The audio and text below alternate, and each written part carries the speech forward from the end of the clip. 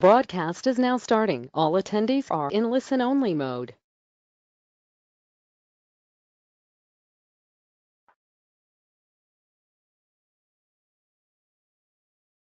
Well, good afternoon, everyone, and welcome to Chapin Hall's webinar on making continuous quality improvement happen beyond the data dashboard.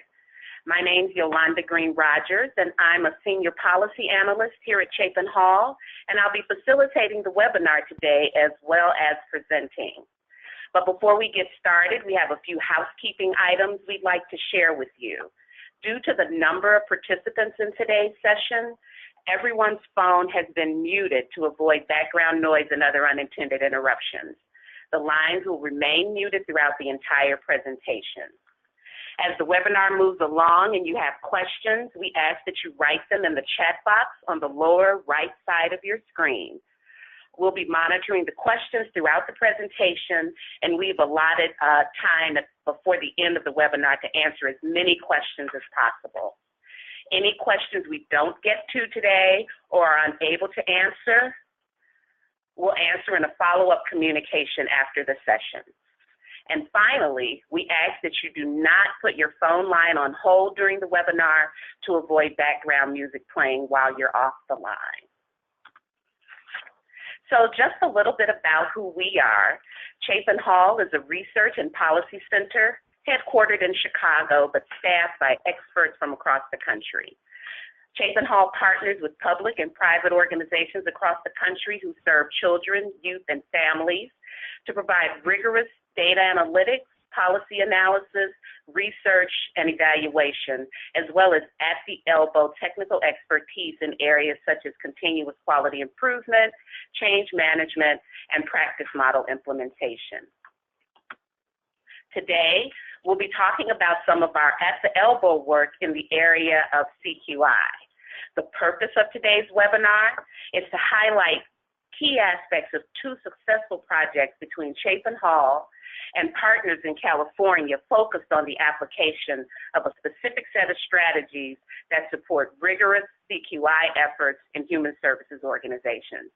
It's our hope that you leave today's session with a clear understanding, or at least a piqued curiosity, about key continuous quality improvement strategies that could enhance how your organization uses performance data to inform your improvement planning efforts. And we hope to further support your understanding by sharing some real-life experiences and an educational approach to frame how these methods can work. I'd also like to point out that even though we're using child welfare examples in today's presentations, the strategies and concepts you'll hear about today are applicable to any human service type. The methods are definitely transferable. Today's session will be presented by my colleagues Jennifer Haight, a policy fellow here at Chapin Hall, and Kush Cooper, President and CEO of Kush Cooper and Associates. Kush is a part of our Chapin Hall team who contracts with us on CQI and implementation-related work in California. We also have two special guests joining us today, two of our partners in California that you'll hear from, Michelle Lowe and Daniel Webster. Michelle is the Director of Children and Family Services at the Alameda County Social Services Agency in California. Michelle has worked very closely with the Chapin Hall team over the last couple of years to develop a CQI infrastructure in her county that's starting to shift the culture around data and evidence use and deeply engage her program managers and other staff in the improvement process. Daniel is a senior research specialist at the Center for Social Services Research in the School of Social Welfare at UC Berkeley, where he's the principal investigator of the California Child Welfare Indicators Project. Daniel has been a partner with Chapin Hall for many years, helping to build capacity of analysts and administrators at all levels to be good consumers of evidence. Before we get started, we think it's important to remind ourselves about what's at the heart of quality improvement work. Getting beyond the data dashboard means continuously using rigorous data and evidence to answer the questions that will lead to the solutions that positively impact the lives of the children, youth, and families served by our organization. So let's get started. I'm going to turn it over to Michelle Lowe, who will walk us through her experience partnering with Chapin Hall, followed by Kush Cooper, who will describe the strategies and methods used in that partnership. Over to you, Michelle. Thank you. So in Alameda County, I don't think we were too different than a lot of child welfare agencies. We knew data was important, and we were always looking for a way to better use it. But more importantly, a lot of things were happening in California. We had just entered the second waiver that California was a part of with the federal government, and we were part of the continuum care reform that California was undergoing to improve our child welfare system. Because of those two things, we were looking for dashboards to explain to our stakeholders, both our staff that work for us as well as our external stakeholders, what we were doing with our work. And as we were having discussions about these dashboards, we had a light bulb moment, was how could we use our dashboards actually to improve our outcomes? And it was something we hadn't considered before. Our dashboards had been more static, more reporting out of this is where we are with point-in-time data. But the opportunity to use a dashboard to really to begin driving improvement for our system was something that we found exciting, and we hadn't tried it before. It also gave an opportunity for ownership.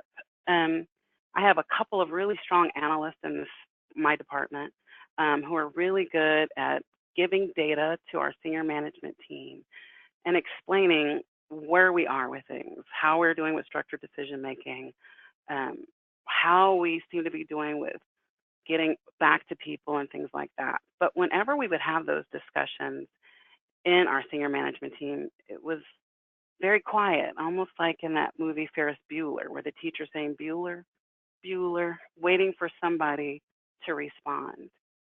And so these dashboards were an opportunity to shift the ownership of who owns the data. So instead of our analysts owning the data, we shifted the ownership to our program managers to help them understand that being a program manager wasn't just about day-to-day operations, but it was also about the outcomes of their programs, that they had a key role in improvement in what was happening with their programs. This was different. It was met with some resistance that we continue to work through. But it also, for our department, was transformative almost. We hadn't actually asked our program managers to own what we were doing in this way before. And it also gave them the opportunity to see whether or not the data was working for them. I hadn't realized that when we were presenting all this data previously, that our program managers were quiet because they just didn't believe it was true. They thought it was wrong, maybe it had been calculated incorrectly, and it didn't apply to them. But in doing these dashboards and asking different questions themselves, seeing the numbers that were being run, there was really, they had their own light bulb moment that the data was accurate, that our myths about what we were doing and why things were happening were different than they had previously believed. So our first few meetings were really about myth busting. People actually had the opportunity to look at, this is why I believe X is happening, and this is the result. And X wasn't always what they thought it was. As a department director, there were some things that were asked of me that I had to hold no judgment when we were having these meetings. There was a belief that my staff weren't responding because they were worried about what my response would be. So I had to give them the opportunity to say, hey, we're all learning, we're doing this together, and there wouldn't be any judgment. And giving them that freedom actually allowed some conversation about our data that hadn't happened before. So we are a year into these dashboards, and our CQI meetings are actually the best senior management meetings that we have. There is constant discussion. People are questioning the things they are seeing on their dashboard. They're questioning each other about what they believe is happening, about why it may be happening, and how we can do things better. I think it's the beginning for us of creating a true culture of curiosity. We're not just accepting what we see on paper, we're asking questions about what happened behind those numbers. And it's fantastic, it's so great. But more importantly, my program managers are truly owning their programs for the first time, I believe. I've been in the department 22 years. It's the first time I've seen this type of ownership of their own data and their own programs in a way that was different before. So with that, very short, I'm going to turn it over to Kush. Thank you, Michelle.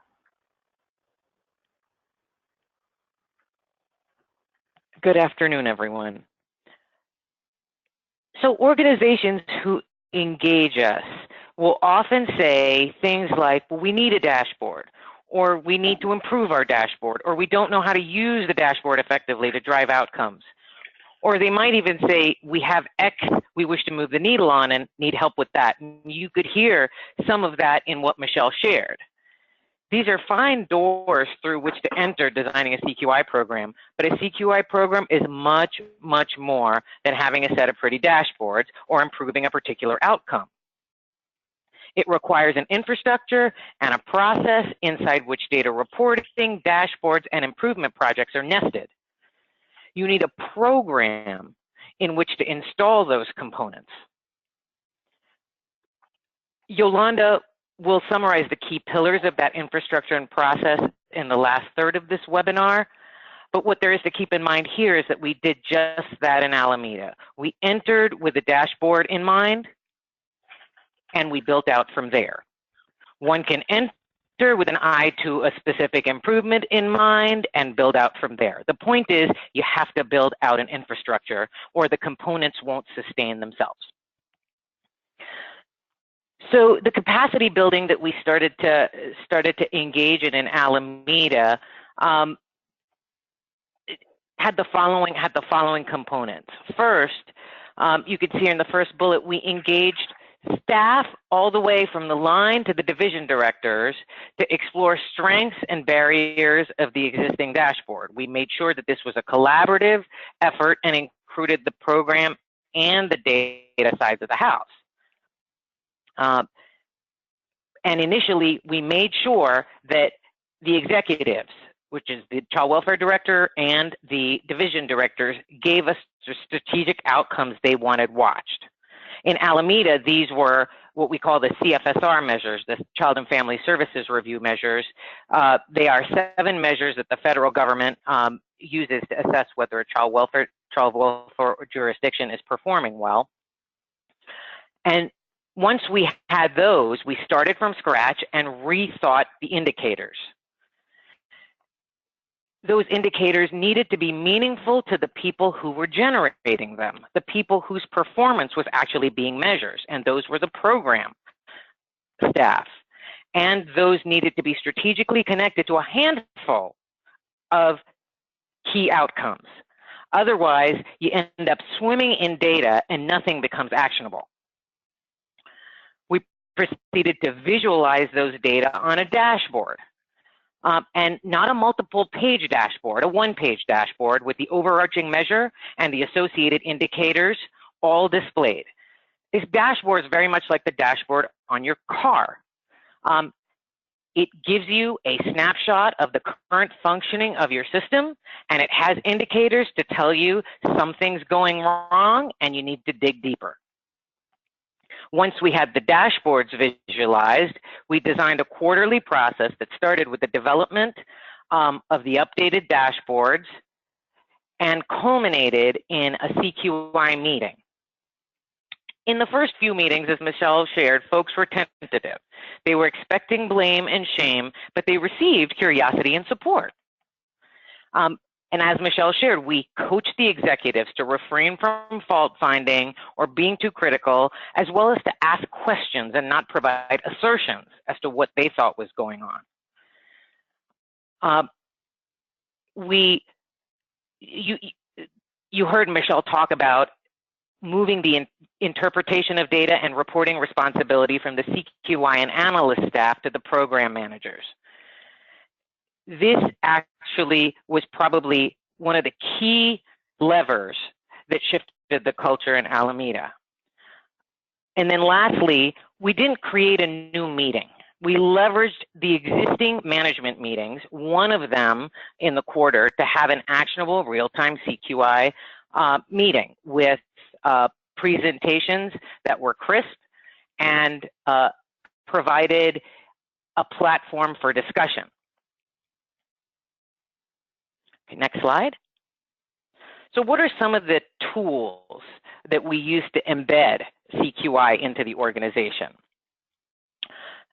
At the start of Alameda's journey, we used surveys and focus groups to explore needs and opportunities and needed resources that the staff were sharing. We looked at concerns, hopes, and fears around using data to make decisions. We used the results from those surveys and focus groups and conversations with the leadership to co-create buy-in with standardized roadshows that we started to have across the organization. And when I say co-created, I mean we first developed the first roadshow with the child welfare director.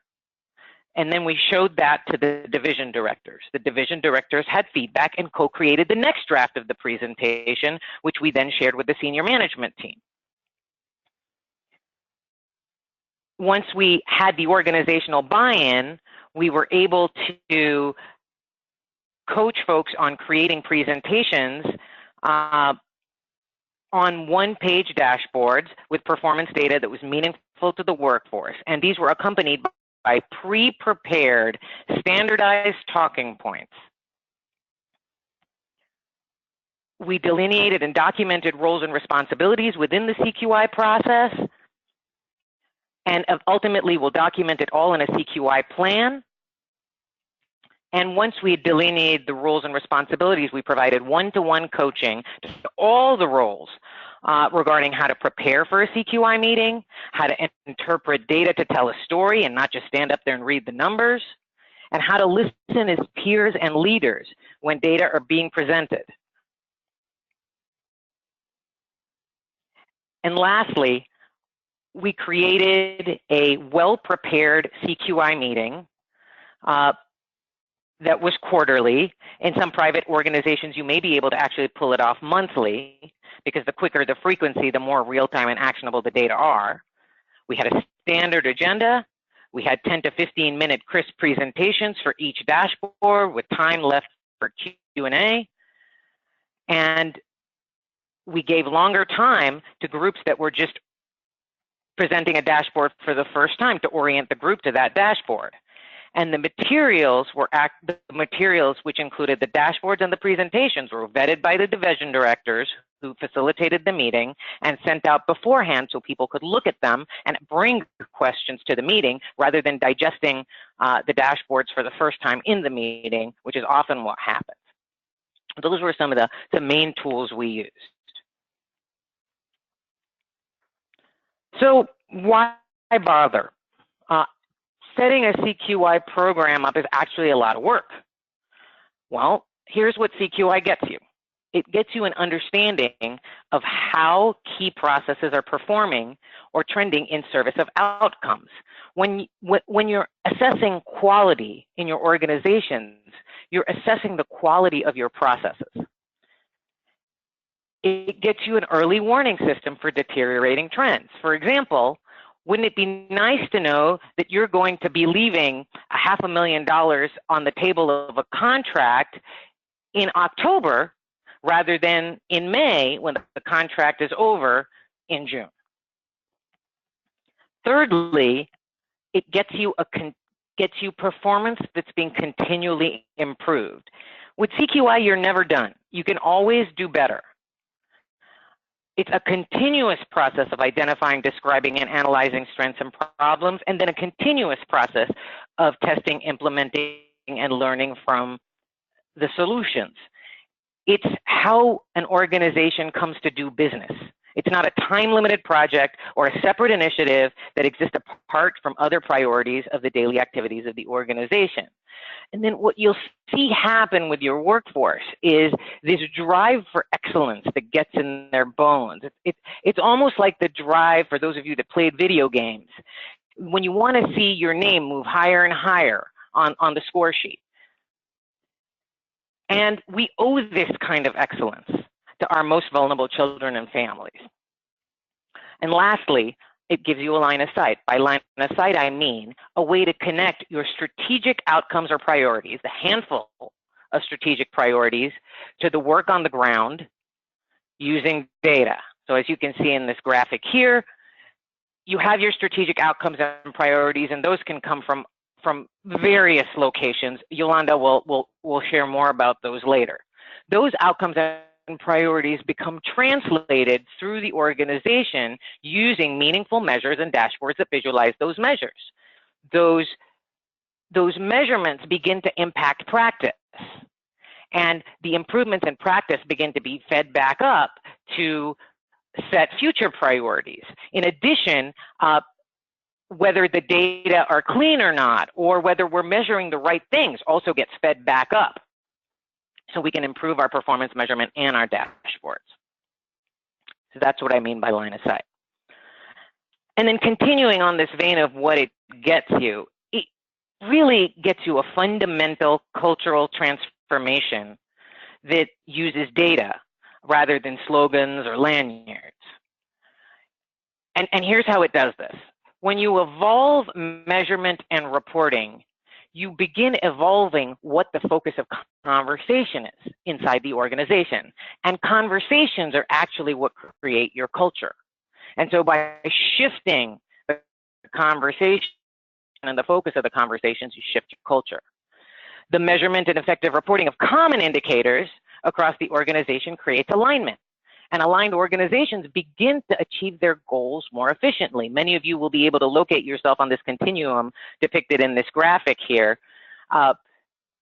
When you're not aligned, everybody's running around canceling out each other's efforts.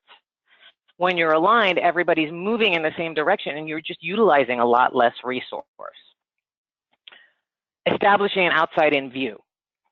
So folks who are generating the performance become used to reporting that performance so others can see how well they're doing, rather than relying on their own opinions of how they're doing. And the same applies when you start to use your dashboards to report your performance outside the organization. You begin to be able to show folks outside how well you're doing, rather than just rely on your own internal opinions of how you might be doing. And Michelle referred this culture of curiosity. The culture begins to be grounded in facts rather than opinions. And we start to blame our processes rather than our people for what might be going wrong in our organizations. And this works in public organizations and private organizations. It works, as Yolanda mentioned, in any human service organization. And while you've heard a county example, we have experience deploying it in private organizations. And in many ways, private organizations tend to experience a quicker uptake due to less bureaucratic hurdles and more agility due to a smaller size. Okay, so then once this infrastructure is built and the dashboards are accurate, and the managers are practiced at interpreting and reporting on performance data, the organization has to begin to move to setting bands of acceptable performance for their indicators. What's good? What's bad? When do we get worried? And then the organization must commission improvement projects. Otherwise, now you're just going to keep admiring the problem by looking at dashboards. That's where improvement projects come in, that validate the hypotheses behind the trends with statistical rigor and use a structured improvement process. We like PDSA, which you'll hear more about in a moment, but anyone you use works as long as you use it with fidelity. You could use Six Sigma improvement projects, you could use Lean, doesn't matter. Just have to use it with fidelity. And I'm going to turn it over to my colleague, Jennifer Haight, who's going to show you what that might look like. Thanks, Kush. Hi, everyone. Good afternoon. I want to elaborate a little bit on what you heard from both Michelle and Kush to talk specifically about what some of the activities and how to build these activities in your organizations once you've created a culture and the opportunity or infrastructure to support what we would call sort of CQI processes.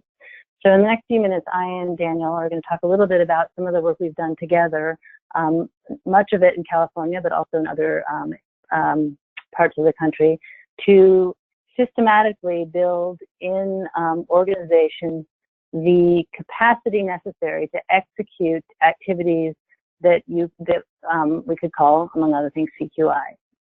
So I want to start first with an image that many of you are probably familiar with. Kush just alluded to it. It's a graphic image of the activities that constitute not the sort of full sort of soup to nuts execution of a CQI endeavor. So this is what you see sort of as a sort of a version of a circle are the plan, do, study, act cycle, but sort of the entire set of activities that exist in certain domains of CQI. So we put this cycle as an image to remind us of the fact that it's cyclical, and we usually start with the plan box because that's where so much of the sort of hypothesis development, the curiosity that sort of Michelle and Kush have described is sort of essential to conducting sort of rigorous inquiry into system performance.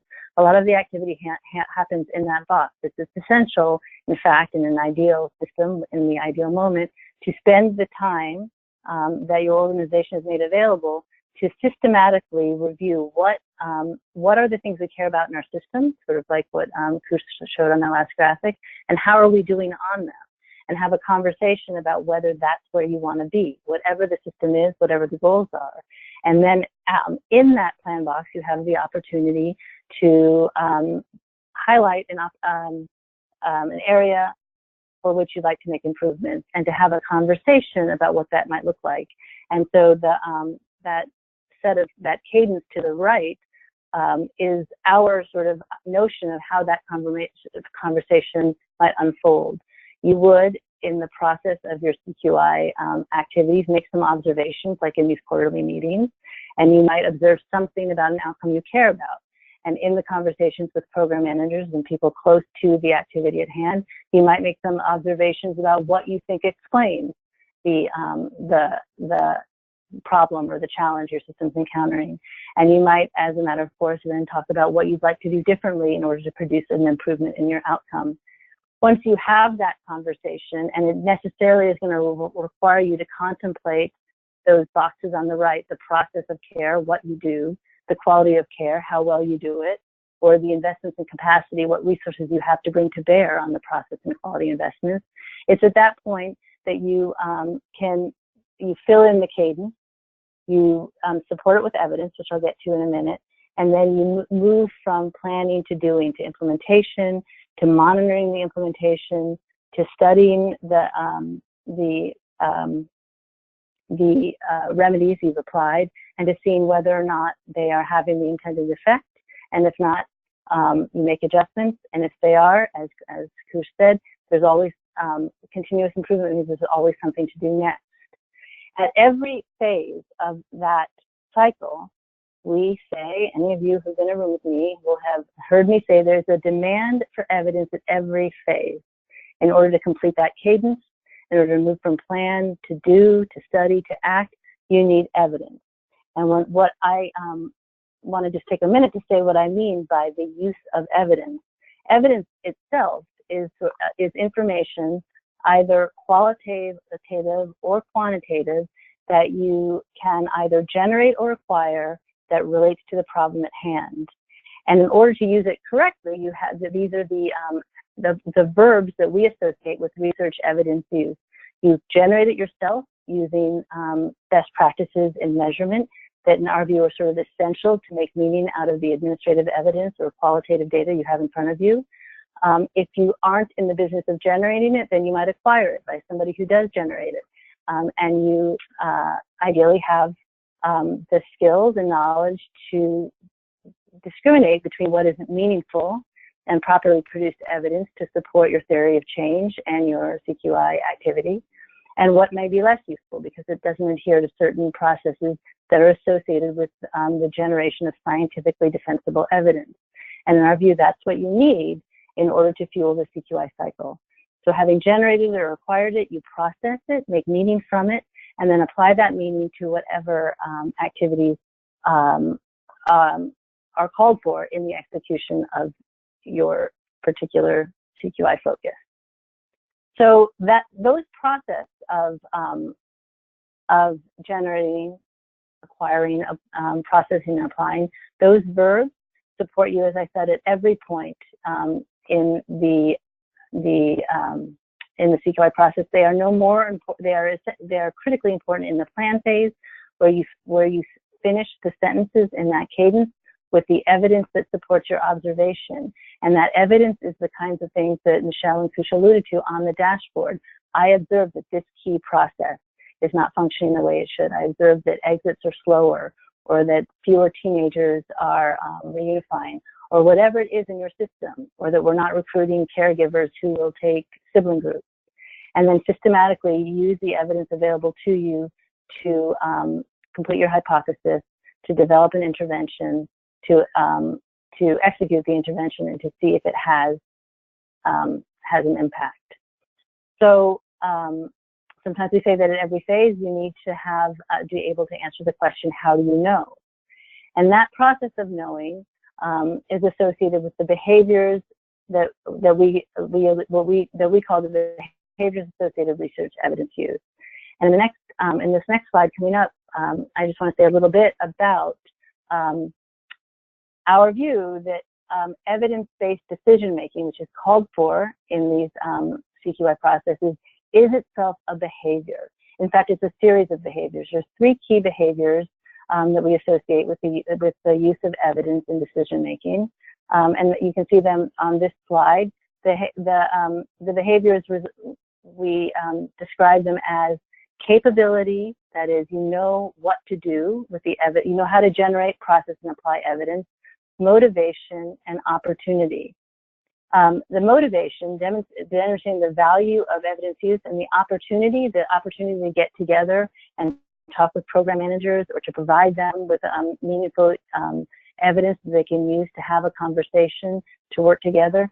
That's sort of what Michelle and Kush just did a really nice job describing. It's sort of the culture of curiosity is a way to motivate, and it is, by definition, it creates the opportunity for the people you need from the line all the way up to leadership to execute CQI processes using the best possible evidence. The thing that I want to talk about for a minute and then turn over to Daniel for a little bit more elaboration is this capability, this box that we have animation for, that you will see in a second, I think, that is so essential to sort of creating within these organizations a cadre of people who have the ability to generate, acquire, process, and apply evidence use, adhering to the best practices in measurement. So those of you who have been in a class with me understand that those best practices of measurement are sort of fundamental to the capability behavior that, when it is sort of merged with motivation and opportunity, helps to round out this culture that lives in an infrastructure like Michelle and Kush described, and that animates these regular conversations about system performance. Where are we strong? Where could we be stronger? And what specifically might we do to get better? In order to build those capabilities, I have with my colleague Daniel and others developed a set of some skill building opportunities, and I'm going to turn it over to Daniel to talk a little bit about how those skill building opportunities have been operationalized in California. Thanks, Jennifer. This is Daniel Webster. Hi, everybody. Yeah, so just to build on what Jennifer was saying, this is a picture of some of the range of possibilities for different dimensions for building those capabilities for research, evidence, and use. You've got the dosage of training from just a day or two up to much longer term. You've got kind of the distribution of the across the up and down the line, your workforce from analysts, and I would even have, you would need also include on there line workers and supervisors, and then program managers, all the way up to deputy and director level leadership, as well as the content, as Jennifer mentioned, that can range from generating evidence all the way up to interpreting and applying the evidence. And I think in California, we're lucky because we have a useful foundation that promotes, I think, and motivates CQI across our state in our statewide legislated Assembly Bill 636 Outcomes and Accountability System. And so through that structure that's in place, counties are encouraged to do a county self-assessment and a system improvement plan for folks up and down the line, to target an area and develop some theories about what could make improvements in those areas, and then you're going to need to build the skills to monitor your progress as you try to implement those strategies, be they programmatic or policy-wise. And so, as part of this building the capacity for the skills, as Michelle talked about ownership of the outcomes and what happens behind the numbers, and what Kush was also saying about alignment of the organization, a conversation through a shared narratives and understanding of shared outcome measures that we can all understand together. I think some of the components of that, I think that Jennifer, Chapin Hall, and Berkeley have done together in conjunction with the research training academies, and particularly the Northern Training Academies, is to build several skill building opportunities. So for that, we'll go to the next slide, and I'll describe some of those skill building opportunities, which are the Advanced Analytics course and the Data Slam. The Advanced Analytics course is a 3-day course that Chapin Hall and Berkeley have been doing in partnership with the Northern Training Academy for since 2009, and some other of the training academies in more recent times. Advanced Analytics is a 3-day course where we go over, we teach folks priority concepts for longitudinal data analysis and fundamental principles of CQI. We also orient them and make them familiar with different resources of accessing reliable, good application of those concepts in outcome measures that are available both on the public UC Berkeley Child Welfare Indicators website, also use of the Chapin Hall State Data Center tool. We also, of course, in class, direct folks to safe measures and other process or programmatic day-to-day databases that they may be needing for their work. We've begun to integrate discussion of some of their case record review, some of the issues that are coming up with that. And so through that 3-day course, we orient them to these skills. We help them to learn how to develop and ask and answer good analytic child welfare questions related to their data, and how those relate to the core outcomes that they may be focused on. So it's a good, intensive 3-day course that I like to say is looking under the hood of some of the outcome measures that they may see on their dashboards, or they may have seen in their work as part of the AB 636 process, but which they may have not had the opportunity to really understand the nuts and bolts of. And so we spend a lot of time unpacking that for them. The Data Slam follows Advanced Analytics. It's a nice 2-day follow-up where we review the priority concepts, but then we help coach the folks, the participants, in developing their own presentation, a brief presentation to apply what they've learned in targeting an outcome for their system and developing some strategies of what they think might be useful to make a positive change in that outcome. And this is all setting them up for building a theory of change and building a logic model, which, if we go on to the next slide, which is a newer resource that we've now offered here in California for the last couple of years. It's been piloted. It's based on the work of the EDGE work that Jennifer at Chapin Hall have been doing in some other jurisdictions around the country. And it's an even more intensive hands-on course where we support the participants in making some observations around a common outcome that's of interest to them all.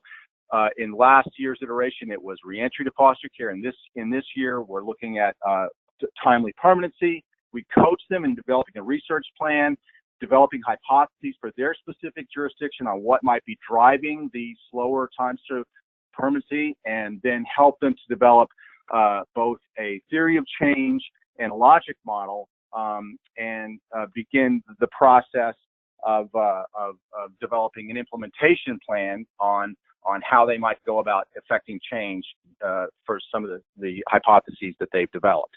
And so that's over the course of 5 or 6 sessions that span a number of months.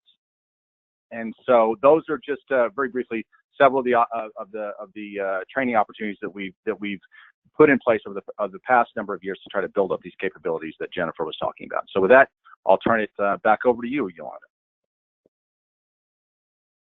Thank you, Daniel. So far, you've heard Jennifer and Daniel talk about the importance of grounding decision-making and the use of sound evidence within a CQI process. You heard Michelle and Kush talk about a CQI capacity building approach that can transform how program managers and other staff think about and actively use data to go beyond, as Kush says, admiring the problem on a dashboard to having more meaningful routine conversations about how to get better. So now I'd like to take a few minutes to provide a high-level overview of some of the core strategies we use in our CQI work with organizations that inform some of the work you've heard about. Our work is at the elbow with our partners, very practical and nimble, meeting the organization where they are in terms of need and capacity, mainly through coaching and mentoring. So the 4 strategies that inform our CQI work are identifying and focus on measurable priority outcomes, establishing an organization-wide and transparent governance structure that embodies CQI processes, building CQI capacities and skills to ensure CQI processes are operating at all organizational levels, and finally engaging in the cycle of improvement as Jennifer described. So we talk about our CQI work as outcomes-driven CQI. So the first core strategy we utilize involves supporting the organization to identify a key set of priority outcomes that they can focus on.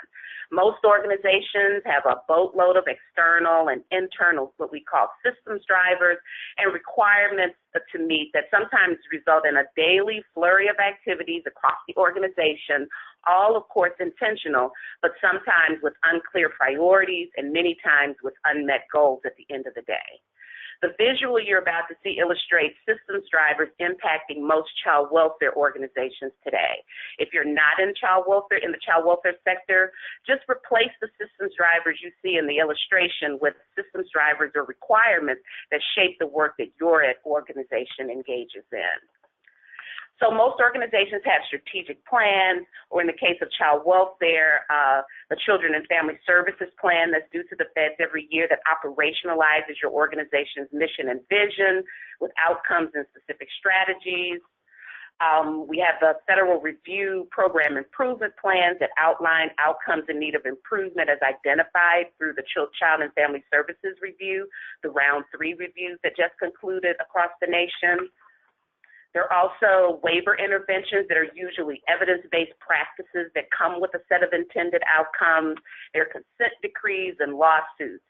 And most recently, the Family First Prevention Services Act passed earlier this year, a major piece of legislation that presents key opportunities that promote child welfare transformation for both public child welfare agencies and their private sector partners across several types of human services. The major provisions of the Act are focused on the prevention of foster care and increasing family stability and well-being, strengthening the service array with evidence-based programs and practices, and right-sizing congregate care for children with a clinical need. We work with organizations to analyze these key systems drivers to identify, again, a key set of outcomes that align with the organization's strategic priorities. These outcomes then become the focus of the quality improvement program. Organizational leaders we work with are asked to clearly articulate the problems they're trying to solve, the questions they're trying to answer, the specific strategies or interventions they think will address those problems, and the outcomes that they're expecting at the end of the day. In this example, the priority outcomes that might surface from this kind of conversation might look something like this. Increasing family stability as a lever from the Family First Act, and safely reducing entries into foster care, moving children in a timely way through to permanency, and increasing placement stability. So these are all priority outcomes that touch each one of these systems drivers that an organization might focus on. Once strategic priorities and outcomes have been identified, a plan for measuring and monitoring progress has to be developed. Human service organizations today are collecting or have access to more data than ever before. The challenge is organizing the data, analyzing it with sound methodological approaches, disseminating it in visually appealing ways, making meaning of it, and transforming it into evidence in collaboration with partners and stakeholders. Then finally using it to truly drive decision making. So building a written plan for monitoring performance toward your priorities might include steps that look like this. Again, identifying those strategic priorities by asking yourself the requirements and priorities that are informing the agency's strategic direction, identifying those priority outcomes in terms of the overall changes you want to make, outlining within the priority outcomes we may call lag measures. Looking at things after they've already happened, what at the end of the day, what kind of outcomes and changes do you want to see made? And then associating and aligning a set of key performance measures with those changes, which may be called lead measures, in terms of how you'll know that change is actually occurring, things you can measure that will let you know that change is happening. Aligning all of that with the strategies and initiatives, activities that you'll engage in to get to those desired changes, figuring out data collection methods and data sources that you'll use to monitor progress, identifying benchmarks and metrics and baselines so that you can measure how much change is happening, and identifying goals to determine how much change you're actually aiming for, and then reporting, a reporting process so that you can communicate to stakeholders and partners how progress is moving. So having this kind of well-articulated plan in place serves to fuel your quality improvement program. Once outcomes and performance indicators are clear and dashboards are in place and accessible and user-friendly reports are generated, meaningful data use and evidence-informed communication become critical to supporting improvement planning, implementation, and decision-making. But sometimes CQI teams and CQI structures and improvement plans get developed but are often disconnected from the overarching governance of an organization. The approach we're describing and the approach we work with organizations on is vastly different and can help guard against ineffectual or siloed CQI, where CQI is just the responsibility of a set of staff. The second core strategy we employ in our CQI work involves ensuring there's a structure within the organization that supports a policy to practice feedback loop, which is an approach and implementation science involving communication from the top to the bottom and from the bottom back to the top of the organization. Direct, reciprocal communication across all levels of the organization. This is a rather elaborate example from a very large public organization with several layers of organizational structure. Most organizations would not have may not have this many layers. The visual represents the flow of information and activities in a policy to practice feedback loop. And we work with organizations to identify the communication tools and structures that help to move that policy to practice feedback loop. So the key points here are executive leadership communicates the organization's priority outcomes and monitors progress at a high level, making changes to programs, practices, and resource allocation. monitoring progress toward priority outcomes and key performance measures are discussed at every level of the organization at clearly designated times, existing meetings or specific CQI meetings, where root causes and deeper analysis of performance issues can be discussed, and improvement plans specifically developed, implemented, and monitored. Recommendations for solutions to systems and practice issues are made and go back up the chain, along with identifying strengths and barriers related to implementation. And then the structure is supported by CQI staff and data analysts and informed by rigorous data. So in essence, having a governance structure that embodies CQI creates a line of sight that Kush talked about earlier between the daily tasks of staff at the direct service level and at all levels of the organization and the strategic priorities of the organization as a whole. Staff and partners are able to provide meaningful contributions in identifying successes, determining areas to target for improvement, and crafting and testing and studying potential solutions, and having that work, again, be across all levels of the organization. Within a governance structure that embodies CQI, it's important to have staff, and not just the designated CQI staff, with a strong, actionable understanding of CQI principles. So these are some of the activities we might engage in with an organization around training, developing tools to help with that communication, and providing coaching and mentoring.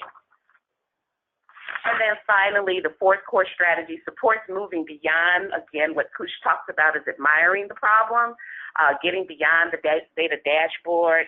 And we use the PDSA approach that Jennifer described to quality improvement, where you're making hypotheses about the gaps in performance and making plans to do something about them in the plan phase, implementing those plans in the do phase, monitoring effectiveness in the study phase, and then using that information to make decisions.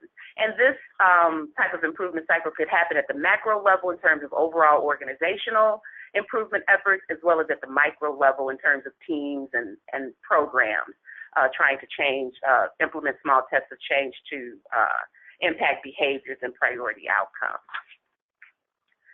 So that was again a high-level overview of some of the key CQI strategies we use in our partnerships with organizations.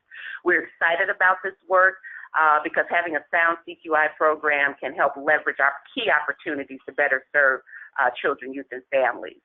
Just real quickly, earlier I mentioned the new and very significant Family First Preservation Services Act that passed this year. And one of the exciting opportunities presented by this legislation is the ability of states and organizations to seek reimbursement of Title 40 dollars for the provision of evidence-based prevention programs for children and families, focusing on in-home parenting skills, mental health treatment, and substance abuse treatment.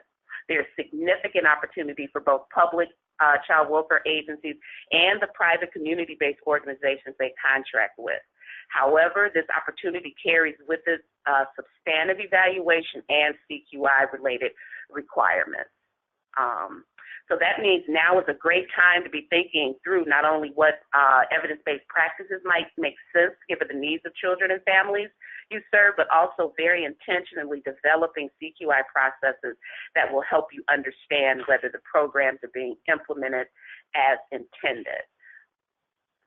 So with that, I'm going to quickly turn it over to our colleague Sonali to see if there are any questions in the question or the chat box. Any questions, again, that we don't get to during the call, we'll answer in a follow-up communication in the next day or so. Wonderful. We have about 5 minutes to go through questions. I do have a couple queued up, but I would encourage any of our attendees to please go ahead and enter your questions. As Yolanda said, we'll be capturing them over time. Let me start off with this first question. It's related to earlier in the webinar, particularly as Michelle and Kush were presenting. The question is around, is the dashboard available for the public to see? I believe that's related to what we presented around Alameda specific. and that is internal and confidential to Alameda, but certainly I'll ask Kush or any of our colleagues on the line here to talk about where folks might be able to get examples of dashboards. Thanks, Sonali. I think we can make available, we can use the format that we used in Alameda to create the dashboard and put in data that isn't real and make that available to everyone on the webinar via email later. Happy to do that. Great, thank you. We've got questions rolling in now. Wonderful. So I've got a question here around how do you engage frontline staff? That's a great question, and I invite my other colleagues to weigh in as well. That relates to when we were talking about the practice to policy feedback loop and making sure at every level of the organization there's some forum or opportunity for staff to weigh in and be connected to the outcomes that the organization's interested in, be looking at data, some kind of data related to their work on a daily basis, and having some intentional discussions around performance around that data. Again, sometimes CQI and data get relegated to a specific division or set of folks, but in a learning organization in CQI in the way that we're talking about it, every level of the organization, staff at all the levels should be engaged in some way, shape, or form. So it may be integrating that into team meetings that already exist, having opportunities to talk about data and reflect on performance, program meetings, up to organizational meetings that engage line staff or direct service staff in those conversations. Wonderful, and this springboards somewhat off of that. It's a question specifically for Michelle. How specifically did you transfer ownership of the dashboards and create that motivation and opportunity for a culture of curiosity? How specifically? Well, they're responsible for it. They get assistance in creating the dashboard from an analyst for the data piece, but the discussions they're having, they're with them and an analyst. So they're very specific. I don't think I'm answering your question well, but they present them, they create the format sheet that explains what they're doing. They're responsible for presenting the benchmarks, what their recommendation for benchmarks are for approval. And when we get to PDSAs, they'll be responsible for the PDSA work. Yeah, no, I think that was very helpful, and it, I think, gave people an example of how you really open up the space for creating that culture of curiosity. Let's get through two more, and then we'll be close to the end of the hour here. I have a question here related to where can a therapeutic group home organization locate some standard KPIs? Do any of our presenters have some insight into that? I can talk about that, Sonali. This is Kush. So when you're looking at key performance indicators, again, you're looking at performance of what? You're looking at performance, the processes. So where you look is what are the process measures that tell me if my processes are functioning well. And they usually fall into like four major categories. The quality of the output of the process, right? If it's an assessment, like what's the quality of that assessment? Timeliness, right? Are we getting things done on time? Cycle time, which is related to quality, but are things taking the time that they were intended to take? So, for example, if you have a therapeutic assessment, it's supposed to be 30 days. Is it actually taking 30 days? And then the last category is satisfaction. Like, how satisfied are the customers of that process? And you can look at client satisfaction surveys for those. You can do focus groups at a periodic time, but those I usually see are the four major categories, and often organizations will add a safety. Wonderful. Thank you. Yolanda, with 2 minutes left to the end of the hour, I'll hand it over to you to wrap up. So wonderful. So I'd just like to take these last couple minutes to thank our special guests, Michelle Love and Daniel Webster. Michelle, our team has enjoyed our partnership with you and your team and has been incredibly excited to see how your agency's CQI capacity has been strengthened over time through your leadership and your team's steady hard work and dedication. And Daniel, thank you for sharing the critical work you and your team have been doing in partnership with us to accelerate the data savvy of so many organizations. We look forward to continuing to work with you. I'd also like to thank my colleagues Jennifer Haidt and Kush Cooper for the wonderful information you shared with our audience today. And finally, we'd all like to sincerely thank this audience for those insightful questions and for taking the time to join us to learn more about how Chapin Hall approaches the supporting the development of robust, comprehensive CQI systems tailored to the needs of each organization that we work with. This webinar is timely as we prepare for the new year. Our team has capacity opening up in 2019 to provide additional CQI support. So whether you're at an organization that needs to refresh the CQI system you've had, develop a new CQI approach, or revamp your approach to leverage new opportunities such as the Family First Act, we wanted to ensure you were aware that we have a team at Chapin Hall that has availability coming up to be able to take on additional clients at this stage. You can reach us directly via the information on the slide. And we'd encourage you to reach out as soon as possible to begin the discussion so we can jointly determine if Chapin Hall can help you get farther on CQI than you might have been today. We know the work that every organization that has joined us today is done in the interest of improving outcomes for vulnerable children and families. And we very much believe that strong CQI approaches can help ensure you're driving toward those outcomes in the most effective ways. Within the next few days, you'll receive a follow-up email that will include the link to the webinar recording on Chapin Hall's YouTube channel, as well as other Chapin Hall platforms. And we'll also answer some of the remaining questions. So with that, I wish everyone a wonderful week and upcoming holiday season ahead. And thank you.